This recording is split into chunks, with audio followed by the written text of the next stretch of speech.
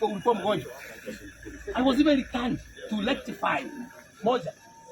Nikaambiwa kuja kesho, nikasema sitakuja kesho, nitakuja leo. Hata wale watu who did not qualify wamewekwa kwa schedule. Na tumeona hapa wakiitwa. Lakini mimi naondolewa mpaka kwa schedule. Hii itakuwa Kenya mpya. Hakuna uchaguzi itafanyika, you will not contest.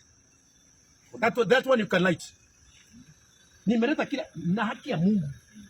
Kama sita contest hakuna uchaguzi mwingine. Hiyo mjue. Because we know the brief here, no Kikuyu should be allowed through. I brought 24. No, we are not aware of that. No, Goja, you people signed for 24. Okay. Alafu mgonjwa mwingine anatuma kuniambia nikiwa sasa nilikuwa 9. Kwani mimi ni mgonjwa? We even had a forwarding letter and then received documents. Sisi tumeenda shule sisi. I brought 24. Someone is trying to say, and they are saying informally. Kwani huyo, we even have photos. Watu wenu going through item by item na watu wetu. Tunaachia watu vitu wanaenda nacho choo, wanasema hatukuleta. That is not possible in this nation.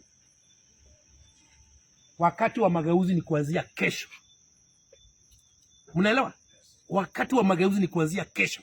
We cannot start digging that far. They have deliberately moved my name today. You see, even in media walikuwa wanasema how comes no one has told me anything. Wale wengine wanaitwa kadi wanaambiwa ende uongeze kidogo. Kalonzo anaitwa anaambiwa because you are special.